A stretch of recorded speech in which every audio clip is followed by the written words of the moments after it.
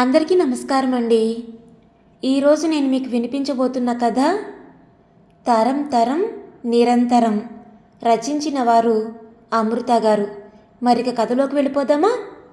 అప్పుడే మెలకు వచ్చిన గణపతి ఆ వేళ ఆదివారమని గుర్తుకొచ్చి కళ్ళు మూసుకొని బద్ధకంగా అలాగే పడుకున్నాడు. బామ్మ అప్పుడే స్నానం చేసేసినట్టుంది. వంటింట్లో నుంచి భజగోవింద శ్లోకాలు వినిపిస్తున్నాయి. 80 ఏళ్ల బామ్మ గడ్డ కట్టించే చల్లో కూడా చన్నీళ్ల స్నానం ఎంత అవలీలగా చేయగలదో.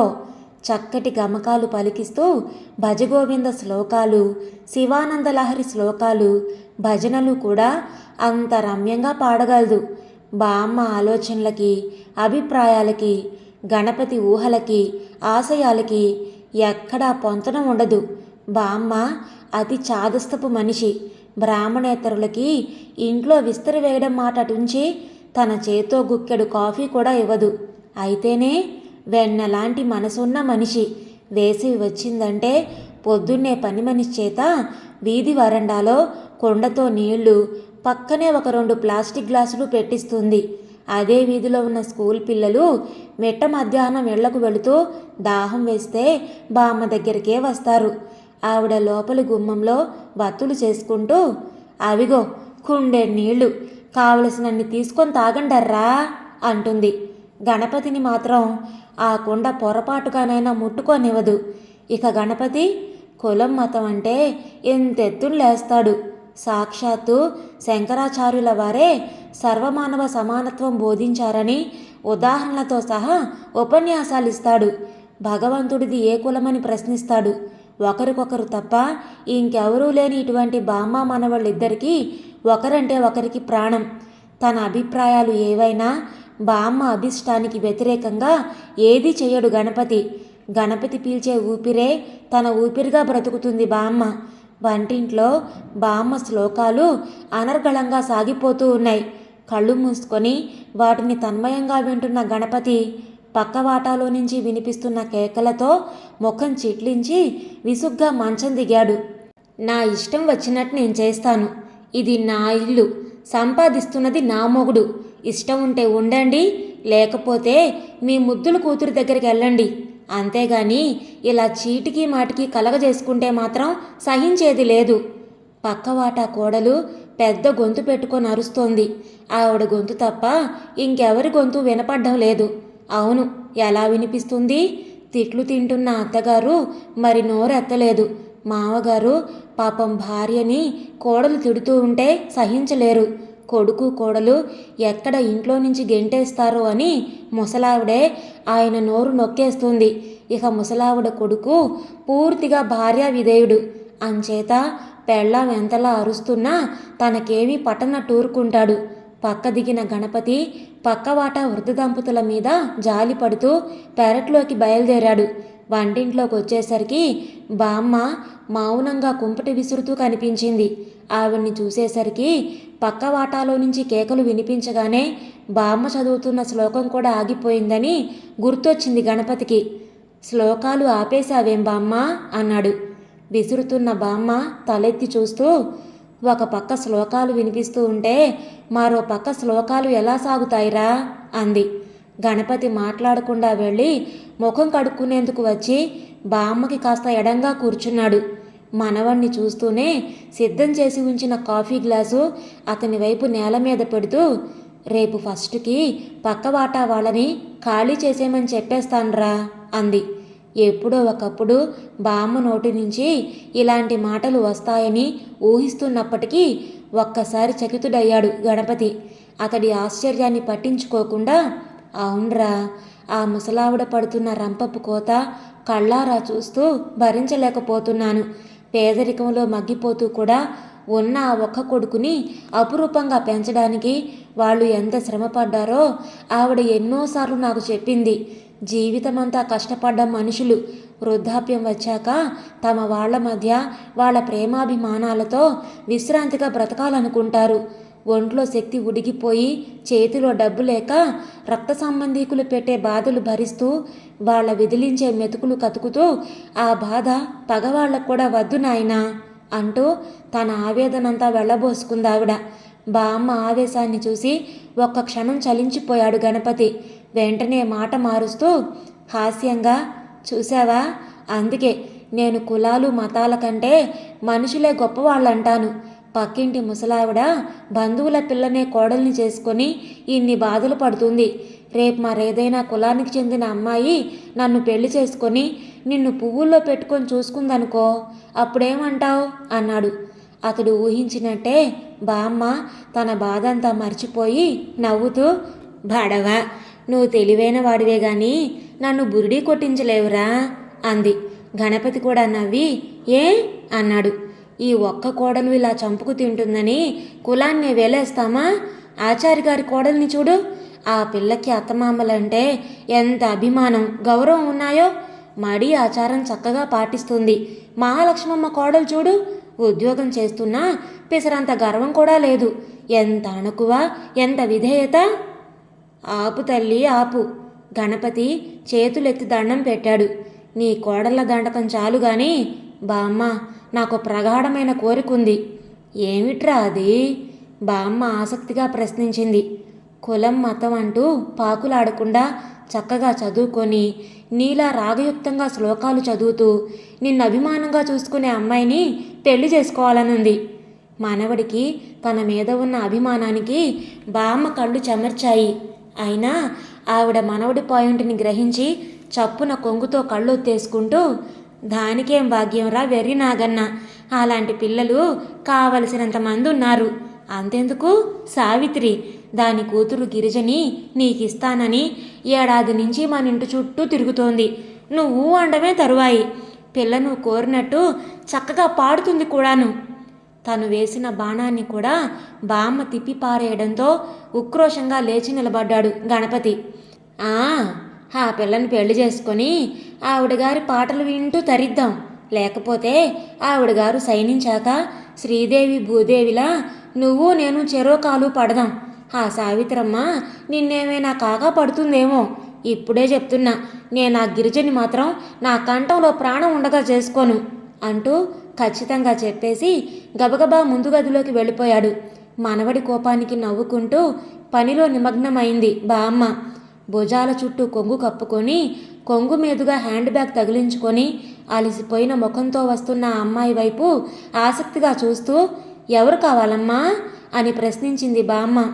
ఆ అమ్మాయి కొంచెం తడబడుతూ టులెట్ బోర్డు వైపు చూపిస్తూ, ఆ బోర్డు చూసొచ్చానండి, ఇల్లు కావాలి అంది. ఓహో అలాగా, బాగానే ఉంది కానీ మరోలా అనుకోకపోతే నీ కులం ఏమిటో చెప్తావా?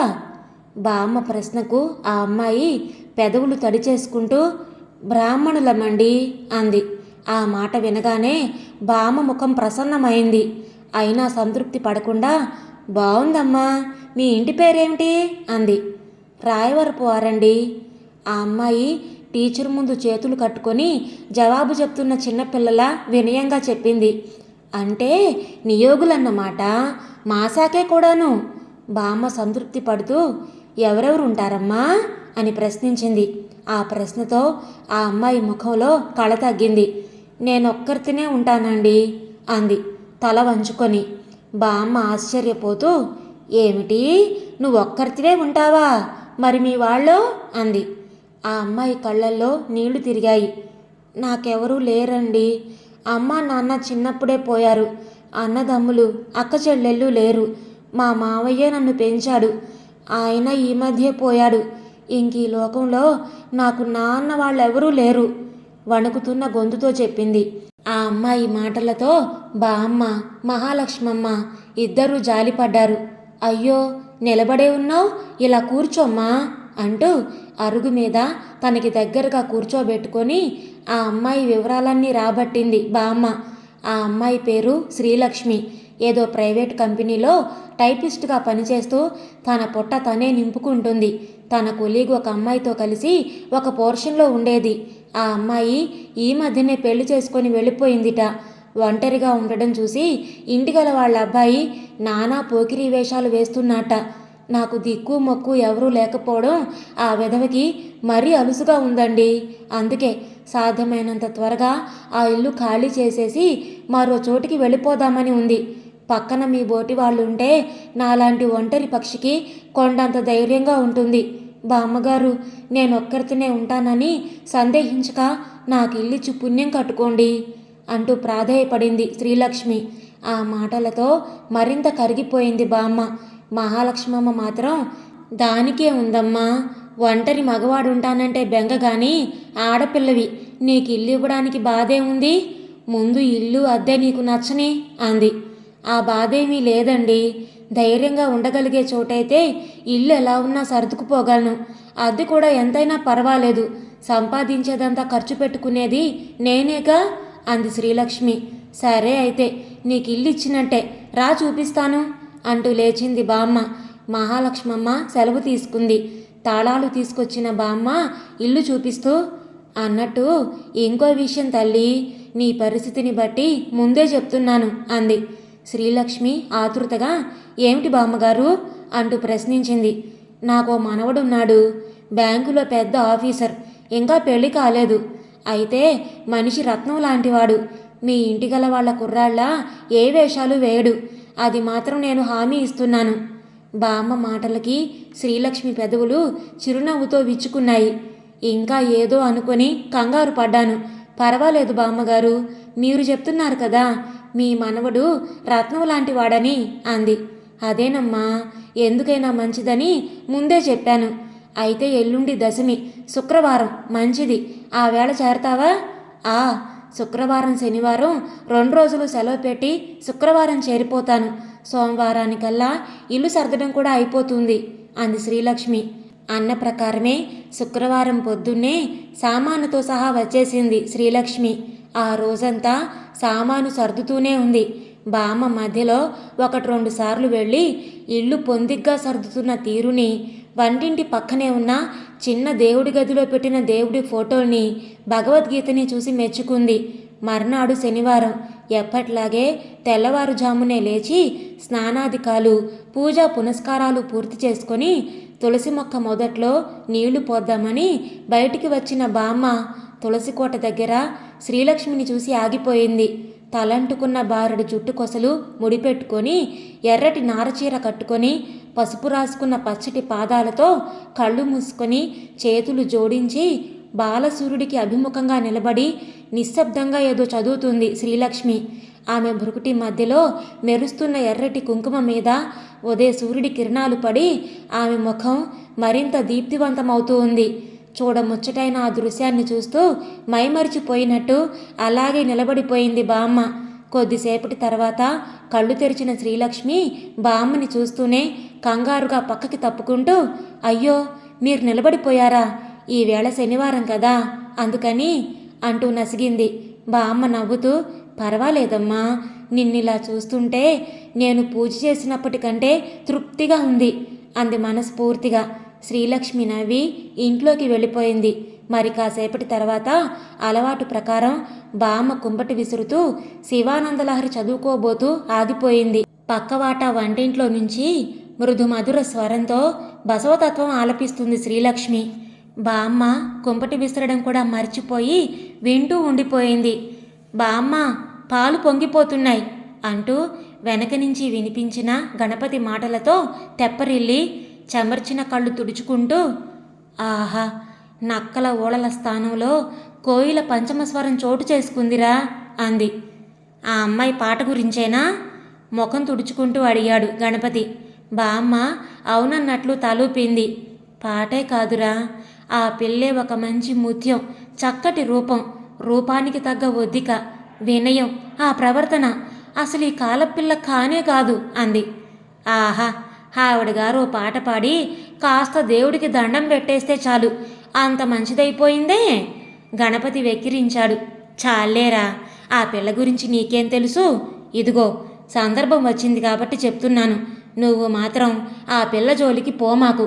ఆ పిల్ల కనిపిస్తే చప్పున ఇంట్లోకి తప్పుకో. ఇంతకు ముందున్న ఇంటికల వాళ్ళ కుర్రాడు ఏవో వెధవేషాలు వేశాడనే. బామ్మ మాటల్ని మధ్యలోనే ఆపు చేస్తూ కోపంగా లేచి నిలబడ్డాడు గణపతి. చాలే, ఇంతోటి గుణసుందరి నాకు దొరకదని నేను నీ మహాలక్ష్మి వెనకాలే పడతానా? అలాంటి వేదవ బుద్ధులు నాకేం లేవు. ముందొచ్చిన చెవులు కంటే వెనకొచ్చిన కొమ్ములు వాడని ఆ పిల్ల నిన్నగాక మొన్న వచ్చిందో లేదో నాకే బుద్ధులు చెప్పించేంత గొప్పదైంది నీకు అంటూ విసురుగా వెళ్ళిపోయాడు. బామ్మ నవ్వుకుంటూ తిరిగి పనిలో నిమగ్నమైంది. 15 రోజులు గడిచాయి. శ్రీలక్ష్మి బామ్మకి మరింత దగ్గరైంది. లైబ్రరీ నుంచి బామ్మకి కావలసిన పుస్తకాలు తెచ్చిపెట్టడం, సాయంత్రం ఆఫీసు నుంచి వచ్చాక కాసేపు బామ్మ దగ్గర కూర్చొని కబుర్లు చెప్పడం శ్రీలక్ష్మికి అలవాటయ్యాయి. ఒక సోమవారం నాడు సాయంత్రం ఏదో మాటల్లో, శ్రీలక్ష్మి, ఈవేళ రాత్రి నేను భోంచెయ్యను. ఈవేళ సోమవారం కదా, ఒంటిపూటే తింటాను అంది. బామ్మ మెప్పుదలగా చూస్తూ, ఎన్ని నియమనిష్టాలు తల్లి నీకు, ఈ కాలంలో పుట్టవలసిన దానివి కావు అంది. శ్రీలక్ష్మి నవ్వి, నేను భగవంతుణ్ణి ఎందుకు పూజిస్తానో తెలుసా బామ్మగారు అంది. బామ్మ ఆశ్చర్యంగా, ఎందుకు అంటూ ఎదురు ప్రశ్నించింది. నేను బ్రాహ్మణ కులంలో పుట్టానని, పూజా పునస్కారాలు చేయడం నా విధి అని నేను ఇవన్నీ చేయడం లేదు. భగవంతుడు ఉన్నాడో లేడో అన్న సంశయం కంటే భగవంతుడు ఏదో ఒక అతీత శక్తి ఉందన్న నమ్మకం మనిషికి ఎక్కువ. ఆ భగవంతుడు కరుణామయుడు, ఆపద్బాంధుడు, బీద గొప్ప తేడాలు, కులమత తారతమ్యాలు, మంచి చెడ్డల విచక్షణలు కూడా లేకుండా అందరినీ రక్షిస్తాడు. అందుకే పరమ నీచుడు కూడా నన్ను రక్షించు భగవంతుడా అని కష్టం వచ్చినప్పుడు ఏడుస్తాడు. మన వెనక ఒక శక్తివంతమైన అండ ఉందని, మన ఆపదల్లో ఉంటే కాపాడుతుందని ఉన్న ప్రబలమైన నమ్మకమే మనిషికి కొండంత ధైర్యాన్ని ఇస్తుంది. నేను కూడా ఆ నమ్మకంతోనే ప్రార్థిస్తాను. నన్ను దిక్కులేని దాన్ని చేసిన భగవంతుడు నాకు 2 పూట్ల తినడానికి ఇంత దొరికేలా చేసినందుకు కృతజ్ఞతతో మోకరిల్లుతాను.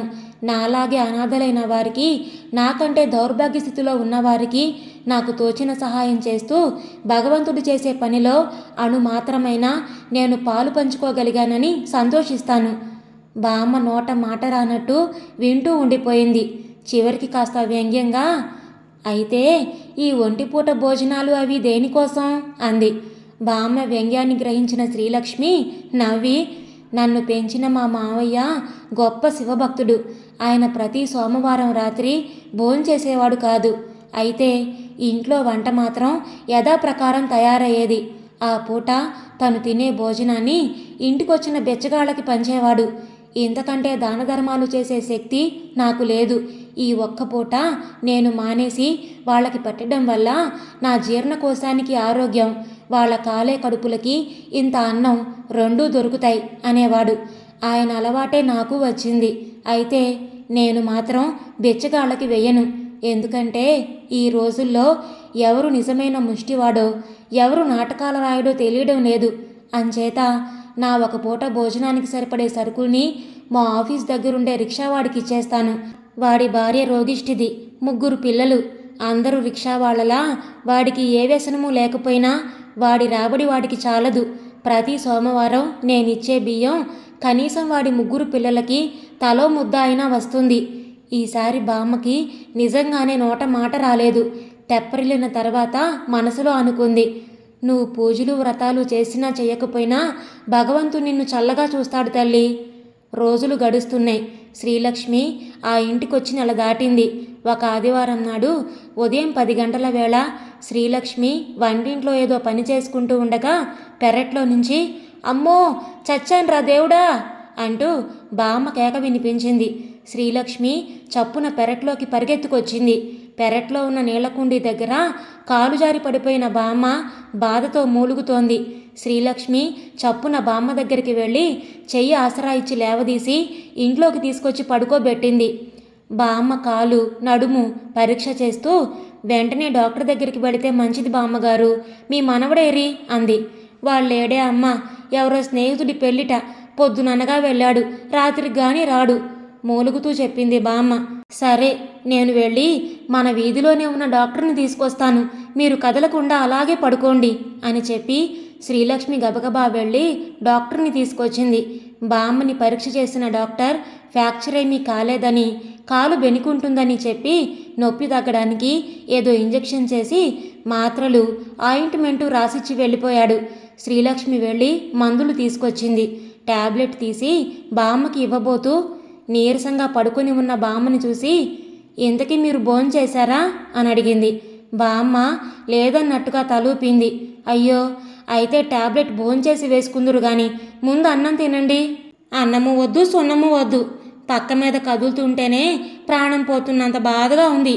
ఇక లేచి వెళ్ళి అన్నం తినడం కూడానా? ఈ పూటకింత కాఫీ తాగి పడుకుంటానులే అంది బామ్మ. బామ్మ మాటలకి శ్రీలక్ష్మి నవ్వుతూ, అన్నం తినకపోతే మరింత నీరసపడిపోతారు, ఎముకలేం విరగలేదని డాక్టర్ చెప్పాడు కదా, సాయంత్రం మళ్ళీ వచ్చి చూస్తానన్నాడు.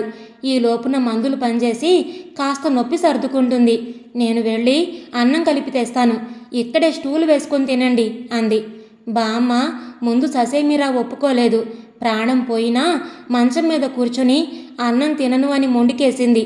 చివరికి శ్రీలక్ష్మి నచ్చజెప్పగా అయిష్టంగానే ఒప్పుకుంటూ, అందుకే మన పెద్దవాళ్ళు సునాయాస మరణం కావాలని భగవంతుణ్ణి ప్రార్థించేవారు. ఒక్క పూటకే నేనింత బాధపడుతుంటే రోజుల తరబడి మంచాన పడి తీసుకునేవాళ్ళు ఇంకెంత బాధపడతారో. నిన్న ఏకాదశి ఉపవాసం ఉన్నాను. ఈవేళ ద్వాదశి భోజనం మంచం నడిమెక్కి కూర్చొని తినే ప్రాప్తం ఉన్నట్లుంది అంది. బామ్మ ఒప్పుకోగానే ఆవిడకు అన్నం తీసుకురావడం కోసం వంటింటి వైపు కదలబోతున్న శ్రీలక్ష్మి ఆ మాటలతో ఆగిపోయింది. వారం రోజులు గడిచాయి. బామ్మ ఇప్పుడిప్పుడే పనంతా చేసుకోగలుగుతుంది. 2 రోజుల పాటు నొప్పితో బాధపడ్డ బామ్మకి సమస్త ఉపచారాలు శ్రీలక్ష్మి చేసింది. ఒక 4 రోజుల పాటు వంట కూడా శ్రీలక్ష్మికి అప్పచెప్పి ఆమెని కూడా తమ ఇంట్లోనే భోజనం చేయమంది బామ్మ. పెళ్లి నుంచి వచ్చాక విషయం తెలుసుకున్న గణపతి కూడా శ్రీలక్ష్మి చేసిన సహాయానికి కృతజ్ఞతలు చెప్పుకున్నాడు. ఆమె తమ ఇంట్లో తిరుగుతున్న 4 రోజులు ఆమె కంటబడకుండా బుద్ధిగా ఎడమెడంగా మసిలాడు. ఒకనాడు సాయంత్రం గణపతి బ్యాంకు నుంచి వచ్చేసరికి శ్రీలక్ష్మి వాటాకి తాళం కప్ప కనిపించింది. అది చూడగానే గణపతి కనుబొమ్మలు ముడుచుకున్నాయి. క్రితం రాత్రి ఈరోజు ఉదయం కూడా ఆమె జాడలేదు. ఇంటికి తాళం వేసే ఉంది. 2 రోజులుగా ఆమె ఎక్కడికి వెళ్ళినట్లు సందేహిస్తూనే బామ్మను అడిగాడు గణపతి. ఏదో పుస్తకంలో బొమ్మలు చూస్తున్న బామ్మ తలెత్తి, ఎక్కడికో వెళుతుంది, ఆ అమ్మాయి ఆరా నీకెందుకురా అంది. గణపతి మొహం ముడుచుకుంటూ, పక్కవాటలో ఉంటున్న మనిషి కదా, 2 రోజులుగా కనిపించలేదని అడిగాను, అది తప్పేనా అన్నాడు. బామ్మ మళ్ళీ పుస్తకంలోకి చూస్తూ, మరి కనబడదులే, నేనే పొమ్మన్నాను అంది. గణపతి ఉలిక్కి పడ్డాడు. నువ్వే పొమ్మన్నావా? ఎందుకు? ఇల్లు ఖాళీ చేసి వెళ్ళిపోయిందా అంటూ ఆతృతగా ప్రశ్నల వర్షం కురిపించాడు. ఏదో నీ కట్టుకున్న పెళ్ళాన్ని నేను తగలేసినట్టు ఆ కంగారేమిట్రా? ఆ పిల్ల అసలు రంగు బయటపడింది, పొమ్మన్నాను, మరో ఇల్లు దొరికేదాకా ఉంటానంది. అందాక ఏ స్నేహితురాలు ఇంట్లోనే ఉండు గాని నా ఇంట్లో మరొక క్షణం కూడా ఉండడానికి వీల్లేదన్నాను, వెళ్ళిపోయింది అంది బామ్మ. అచేతనంగా వింటున్న గణపతి, ఏమిటి నీకు కనిపించిన అసలు రంగు అన్నాడు. ఆ పిల్లది మన కులం కాదుట. బామ్మే తిరిగి అందుకుంటూ, బ్రాహ్మణ పిల్లని అని చెప్పి నన్ను మోసం చేసింది. కులం గోత్రం చక్కా ఏకరువు పెట్టి బుట్టలో వేసి ఇల్లు సంపాదించుకుంది. నిన్న ఆ పిల్ల లేనప్పుడు తన స్నేహితురాలెవరో వచ్చి అసలు విషయం చెప్పింది. వెంటనే తగలేశాను అంది. గణపతి ఒక్కసారిగా సర్వశక్తులు ఉడిగిపోయిన వాడిలాగా నేలన చతికిలబడుతూ, ఆ అమ్మాయి నిన్నేమీ మోసం చేయలేదు బామ్మ అన్నాడు. బామ్మ ఏదో అనబోయింది.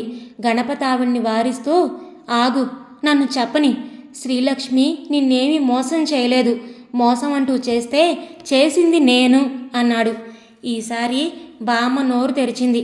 అవును, శ్రీలక్ష్మిని నేను ప్రేమించాను. ఆ అమ్మాయిలో నువ్వు నేను ఇష్టపడే గుణాలన్నీ ఉన్నాయి. తను పూర్తి శాకాహారి కూడా, మాంసాహారం అంటేనే అసహ్యించుకుంటుంది. అయినా నీకు కావలసిన కులపిల్ల కాదు. అంత మాత్రాన నేను ఆ అమ్మాయిని వదులుకొని మరో కులమింటి కోతిని పెళ్ళాడలేను. ఇలాంటి పిల్లలు మన కులంలో లేరా అని నువ్వు అడగొచ్చు, కానీ వాళ్ళెవరూ నాకు తారసపడలేదు. ఇటువంటి అమ్మాయి మన కులం పిల్లే అయ్యి ముందుగా నాకు పరిచయం అయ్యి మేమిద్దరం ప్రేమించుకుంటే అంతా నీకు అనుగుణంగా జరిగి ఉండేది. నేను కులం దాటి వెళ్ళేవాణ్ణి కాను. కానీ నేను తొలుతగా ఇష్టపడ్డ శ్రీలక్ష్మి నా దురదృష్టవశాత్తు మన కులం అమ్మాయి కాదు. ఆ మాట వినగానే నేను నీ గురించే కంగారు పడ్డాను. కానీ చేజిక్కిన రత్నాన్ని కులం కోసం వదిలేసి మన కులంలో మరో రత్నం కోసం వెతుక్కోవడం అవివేకం అనిపించింది. ఆ మాటే శ్రీలక్ష్మితో చెప్పాను. తను ముందు ఒప్పుకోలేదు. నీకు నచ్చిన అమ్మాయినే చేసుకోమంది. నేను తనకి నచ్చజెప్పాను. తనను నువ్వు చూస్తే తప్పకుండా ఇష్టపడతావని చెప్పాను. కానీ తనని నీ దగ్గరికి ఎలా తీసుకురావడమా అన్నది ఒక సమస్య అయింది. నా అదృష్టం కొద్దీ నువ్వు పక్కబాటా ఖాళీ చేయించేశావు. వెంటనే నేనే శ్రీలక్ష్మిని నీ దగ్గరికి పంపించాను. నువ్వు ఇంటి పేరు అది అడుగుతావని నాకు తెలుసు. అందుకే నీకు చెప్పవలసినవన్నీ ముందుగానే చెప్పి పంపించాను. నువ్వు తృప్తిపడి ఇల్లిచ్చావు. తర్వాత శ్రీలక్ష్మి గుణగణాలు కూడా నీకు నచ్చాయి. కాలు జారి నువ్వు పడిపోయినప్పుడు కూడా తను నీకు కన్న కూతురు కంటే ఎక్కువగా చేసింది. కానీ నువ్వేం చేశావు? నువ్వే ఎంతో అభిమానించిన అమ్మాయిని కేవలం కులం కోసం వెళ్ళగొట్టేశావు. అలాగే కానీ నేను తన కోసం వెళ్ళను. కనీసం ఎక్కడుందో అనైనా వెతకను. కానీ ఒక్క సంగతి గుర్తుంచుకో, ఈ జన్మకి శ్రీలక్ష్మిని మర్చిపోయి ఇంకో అమ్మాయిని చేసుకోవడం అనేది మాత్రం కల్లో మాట. భార్య అనేది వండి పెట్టడానికి, సంసారం చేయడానికే కాదు, మనసారా కలిసి జీవించడానికి కూడా. ఆ సహజీవనం నాకు ఒక్క శ్రీలక్ష్మితోనే సాధ్యపడుతుంది.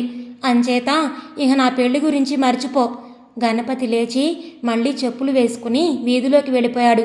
తిరిగి దిమ్మెత్తి రాత్రి 10 గంటలకి అతనిల్లు చేరుకునేసరికి ఇంటి తలుపులు వేసి ఉన్నాయి. విసుగ్గా తలుపు కొట్టాడు గణపతి. మరో నిమిషంలో తలుపులు తెరుచుకున్నాయి. తలుపు తీసిన వ్యక్తిని చూస్తూనే గణపతి ఒక క్షణం తన కళ్ళని తానే నమ్మలేకపోయాడు. మరుక్షణం లక్ష్మి అంటూ ఒక్క అంగలో లోపలికి వెళ్ళి శ్రీలక్ష్మిని దగ్గరికి లాక్కోబోయాడు. అతని ఉద్దేశం గ్రహించిన శ్రీలక్ష్మి చప్పున వెనక్కి జరుగుతూ షు అంటూ లోపలికి చూపించింది. లోపలి గదిలో మంచం మీద వెచ్చగా దుప్పటి కప్పుకొని పడుకొని ఉన్న బామ్మ నవ్వుతూ ఇటే చూస్తుంది. బామ్మని ఆ పరిస్థితిలో చూడగానే గణపతి మరింత తలక్రిందులై చివరికి అర్థమైనట్టు తల పంకిస్తూ, నువ్విక్కడ ఇలా, ఆవిడ శేషస్థాయిలా నవ్వుతూ అలా. అర్థమైందిలే, ఇద్దరూ కలిసి నాటకం ఆడి ఉంటారు. కానీ నేనెంత బాధపడతానో మీరిద్దరూ ఆలోచించలేదు అన్నాడు. శ్రీలక్ష్మి ఏమీ మాట్లాడకుండా తల వంచుకుంది. బామ్మ మాత్రం, మరేం పర్వాలేదురా, ఎంతసేపు, ఒక 2 గంటల బాధ అంతేగా, సుఖం విలువ మరింత పెరుగుతుంది కూడాను. నేను మాత్రం బాధపడలేదు. మరో కులం పిల్లని నాలాంటిది ఒప్పుకోవాలంటే ఎంత సంఘర్షణ పడాలో నువ్వేమైనా ఆలోచించావా అంది. ఆ మాటలకి గణపతి చప్పున వచ్చి బామ్మ పక్కన కూర్చుంటూ, పోనీ ఇప్పటికైనా చెప్పు, శ్రీలక్ష్మి నీకు నచ్చిందా అన్నాడు. బామ్మ నవ్వి దుప్పటిని మరింత దగ్గరగా లాక్కుంటూ, నచ్చలేదంటే అంది. పొమ్మందాం తను నవ్వుతూ అన్నాడు గణపతి. అయితే నచ్చలేదు, పొమ్మను బామ్మ గంభీరంగా అంది. ఈసారి గణపతికి మాటలు దొరకలేదు. అతని అవస్థ చూసి బామ్మ నవ్వుతూ, వేర్రి నాగన్న, మనుషుల విలువ నాకిప్పటికి అర్థమైందిరా. మనిషి కోసం కులాన్ని కాలదన్నుకోగలం కానీ కులం కోసం మనిషిని వదులుకోలేమని తెలుసుకున్నాను అంది. బామ్మ మాటలు వినగానే గణపతి మొహం వికసించింది. థ్యాంక్ యూ బామ్మ, థ్యాంక్స్ అలాట్. ఆకలి మండిపోతుంది, ఇక భోంచేసి వస్తాను అంటూ లేచి వెళ్ళబోయి మళ్ళీ ఆగి, అవును, ఇంతకీ లక్ష్మి గురించి నీకెలా తెలిసింది అన్నాడు. అదంతా లక్ష్మే చెబుతుంది, వెళ్ళు, భోజనం కూడా లక్ష్మే పెడుతుంది, కడుపు నిండా తిను పో ఆప్యాయంగా మనవణ్ణి చూస్తూ అంది బామ్మ. గణపతి లోపలికి నడిచాడు. శ్రీలక్ష్మి అతని వెనకే లోపలికి వెళ్ళింది. లోపలికి వెళుతూనే గణపతి చెయ్యి జాచి శ్రీలక్ష్మిని దగ్గరికి లాక్కున్నాడు. షు, బామ్మగారు మెలుకొనే ఉన్నారు, బావుండదు. శ్రీలక్ష్మి తప్పించుకోబోయింది. మరేం పర్వాలేదు, ఎంతసేపు నీకోసం ఎంతలా బాధపడ్డానో తెలుసా? నాకు నువ్వున్నావు అన్న నిజాన్ని ఒక్క క్షణం అనుభవించని. శ్రీలక్ష్మి మరేం మాట్లాడలేదు. మౌనంగా అతని చేతుల మధ్య ఒదిగిపోయింది. గణపతి కూడా కొద్దిసేపు ఏమీ మాట్లాడలేదు. తర్వాత శ్రీలక్ష్మి జడతీసి తన మెడకి చుట్టుకుంటూ, బామ్మకి నీ గురించి ఎలా తెలిసింది? నువ్వేనా చెప్పేశావు అన్నాడు. శ్రీలక్ష్మి నవ్వుతూ అవునన్నట్టుగా తలూపింది. ఎప్పుడు చెప్పావు? బామ్మ ఏమంది? కుతూహలంగా అడిగాడు. శ్రీలక్ష్మి ఒక్క నిమిషం మాట్లాడలేదు. ఆ క్షణంలో ఆమెకి తన గురించి బామ్మకి చెప్పబోతున్న సన్నివేశం, తను అనుభవించిన వ్యధ మళ్ళీ మనసులో మెదిలాయి. అన్నం తీసుకురావడం కోసం నవ్వుతూ బయలుదేరిన శ్రీలక్ష్మి హఠాత్తుగా విషణ్ణమైన ముఖంతో ఆగిపోవడం చూసి బామ్మ ఆశ్చర్యపోతూ, ఏమిటమ్మా అలా ఆగిపోయావే అంది. శ్రీలక్ష్మికి ఏం చెప్పాలో ఎలా చెప్పాలో తోచలేదు.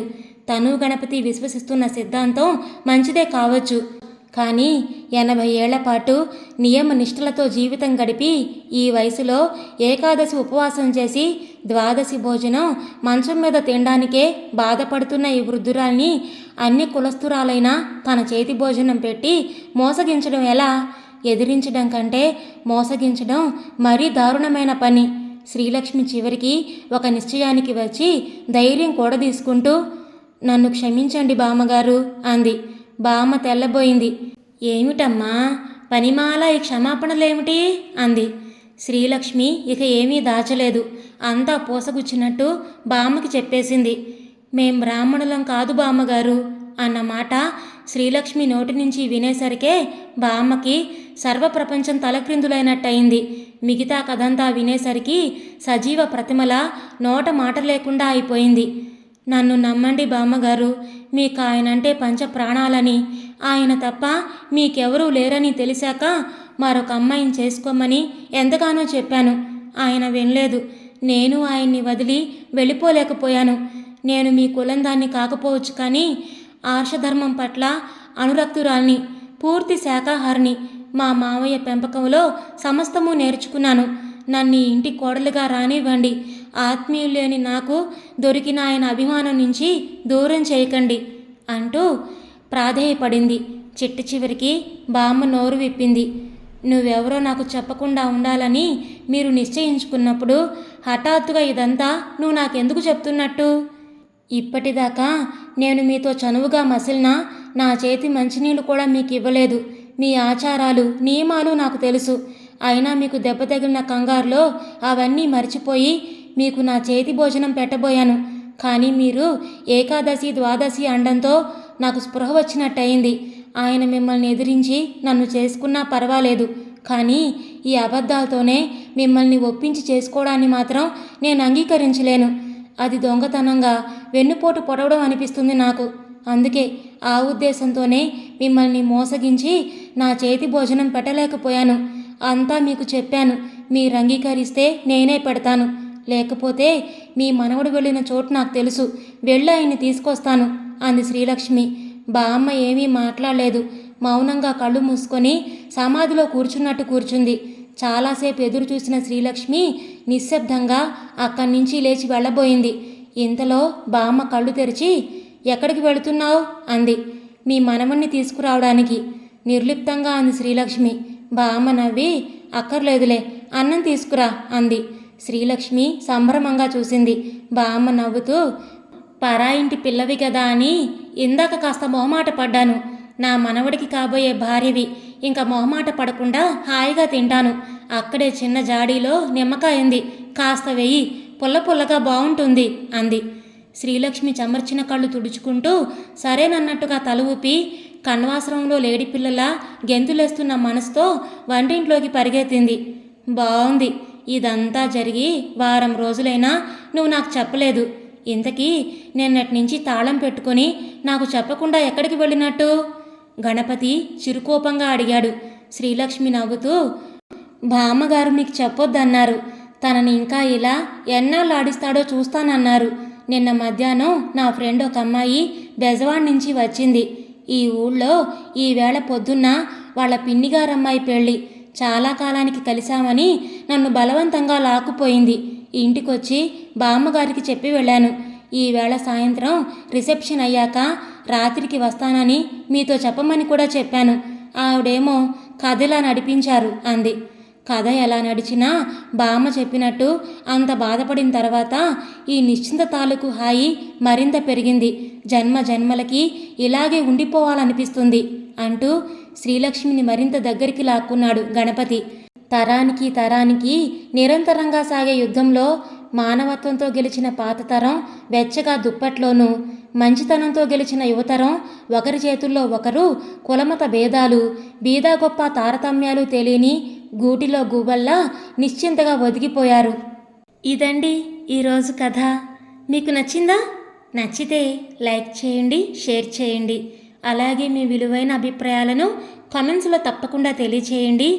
ఇంత మంచి కథను మనకు అందించిన అమృత గారికి మనందరి తరపు నుంచి ధన్యవాదాలు తెలియజేసుకుంటున్నానండి.